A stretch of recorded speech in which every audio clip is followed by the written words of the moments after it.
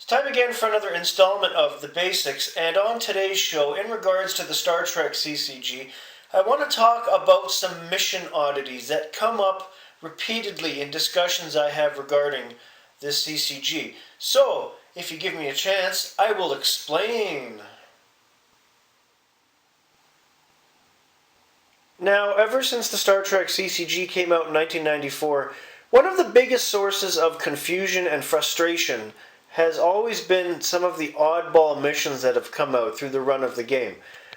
We're all familiar with normal missions and the fact that there's things like Alpha Quadrant, Gamma Quadrant, Delta Quadrant, and Mirror Universe missions, but we've had oddballs come out that have really mystified and frustrated people. So I'm going to show you examples of some of those today. The first one being the Universal mission called Planet. It has the little diamond icon for Universal. Any crew may attempt this mission, doesn't matter what affiliation.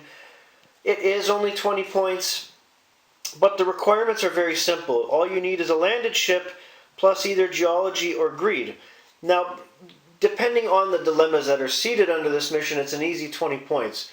Personally, I don't like missions that are only 20 points because that's a very low point total to go after, but it is what it is. The confusion resides around the fact that because it's universal, some people think there's a limit to how many of these you can have. There is no limit. It's universal. It's not like it's a unique mission. If you want 6 of these instead of 6 varied missions in your deck, you can do that. But again, 20 points, if it's stacked with dilemmas, it's not very good. Patrol Neutral Zone. Also universal, and believe it or not, I actually like this mission. I have it in my Romulan deck, a couple of them. Requirements are not that bad. Leadership plus no opposing ships in neutral zone.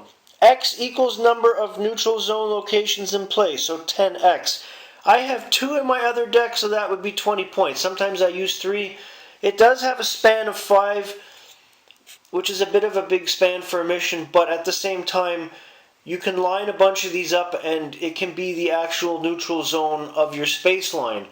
And if you're playing Federation and if your opponent is playing Romulan or vice versa, it makes for a very interesting game. There is no limit to the amount of neutral zones you can have in your deck, but it does take away from other missions.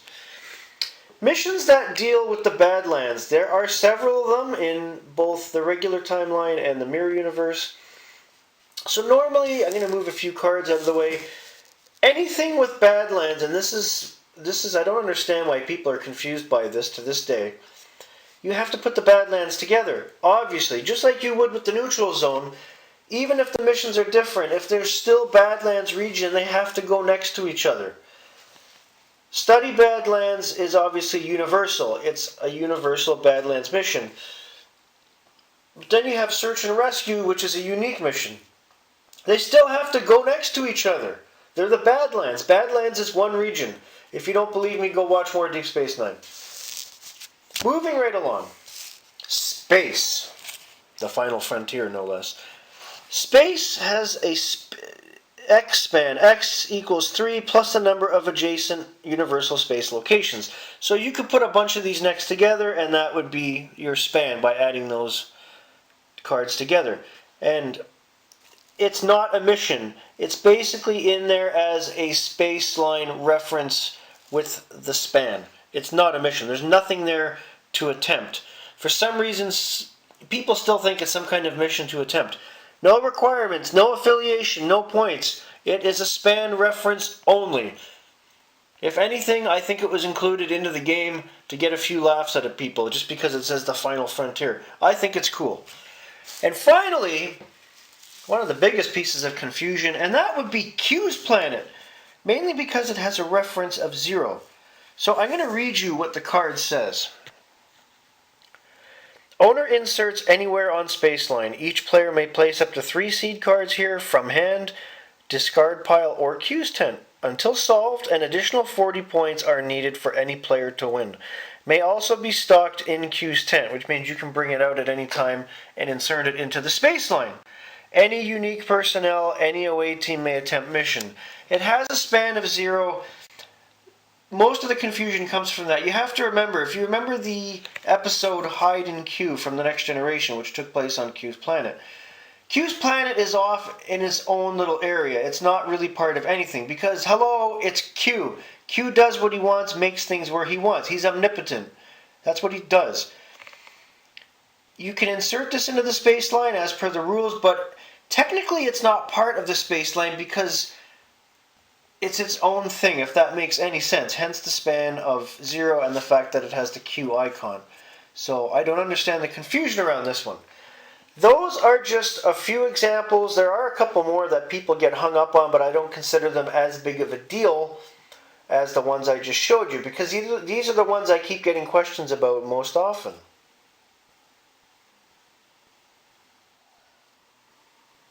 Now, that being said, to further expand on which one of these I actually use from time to time, as I mentioned, Patrol Neutral Zone, I have that in my Romulan deck. I have 2 of them. I might put a 3rd one back in.